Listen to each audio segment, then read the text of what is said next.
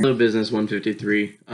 This is my Chapter 9 assignment where we had to do a little bit of research on the information that is available from Google or for Google. It's come from Google too, ironically. Um, but we had to look that up and then we had to find a national brand that we wanted to look into or an international brand. Mine is technically both, so it works out. But looking into Google, I was a little skeptical. I felt like the reason they had so many of the weird perks and stuff that they have at the facilities was for a reason. Like they wouldn't just give that out if there wasn't a reason. And my suspicions kind of came true. I poked around on some of the like rate your employee or employer websites like Indeed and stuff like that. And I found that a lot of the complaints that come from Google are they work extremely long hours. They are not family friendly. Like if you have a family, the hours aren't conducive to having a family. There will be times where they'll work 2, 3, 4 days straight. They won't go home, kind of a thing. And that's why Google has all kind of stuff is because they know that they expect what they expect in order for productivity to be up, in order to keep the website doing what they do and all the different products that Google offers. In order to keep that up, you have to work astronomically long hours. So they do their best to try and take care of the people to know, mostly not to make them upset, kind of a thing. Like I know I wouldn't want to work 24 hours straight if I wasn't getting in a shower, wasn't going to get fed well. I would be like, nah, screw that, I'm out.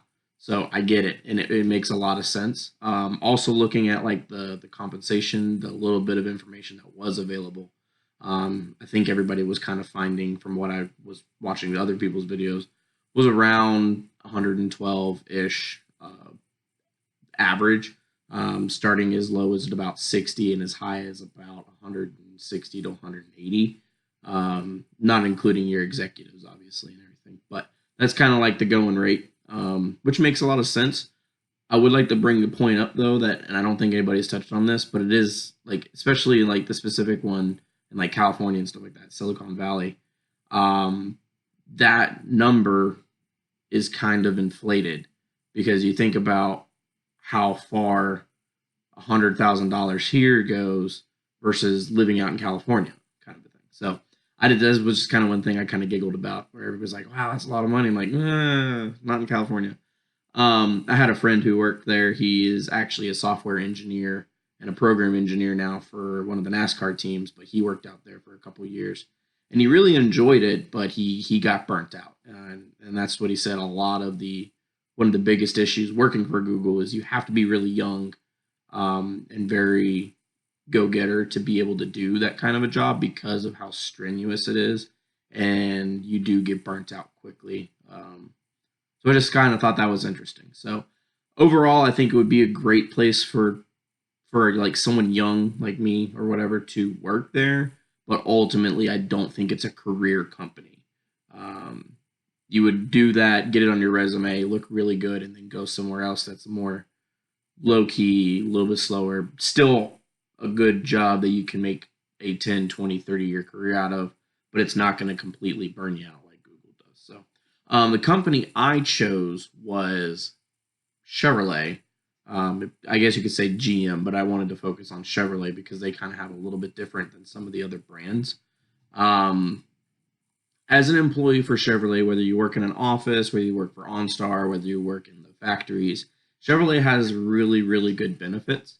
Obviously, they fall under the unions and stuff like that, so there's a lot of negotiations that have gone on, both current and in the past, as far as what employees get and whatnot.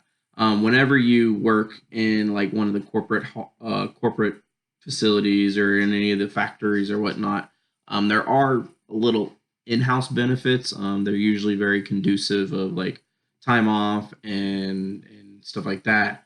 But it comes with the price of they expect you to work longer hours, especially if you work in the factories. I remember I went on a tour of the Corvette factory in Bowling Green, Kentucky, and we were talking to one of the guys while they were on their break or whatever, and they said, "Yeah, we'll work a 14-hour shift, like no big deal.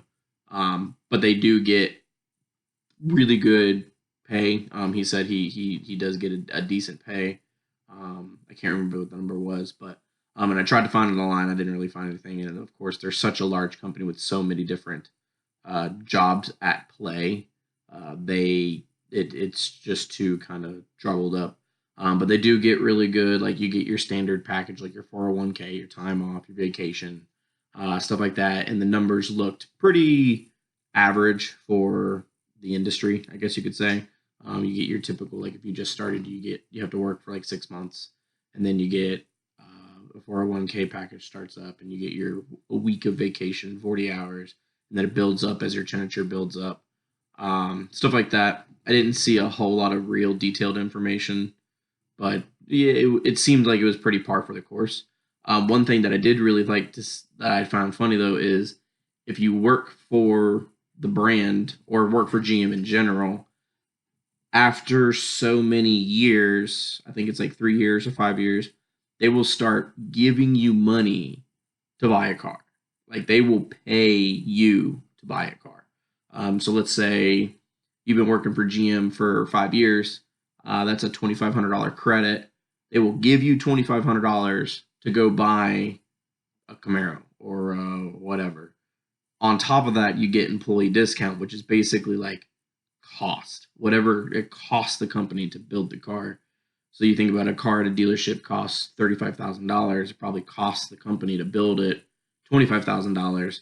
They'll sell the car at cost to the employee, and then on top of that, they'll give you $2,500 or $3,000 or whatever the temperature that you have equates to whatever amount they give you, kind of a thing. So I just thought that was really cool.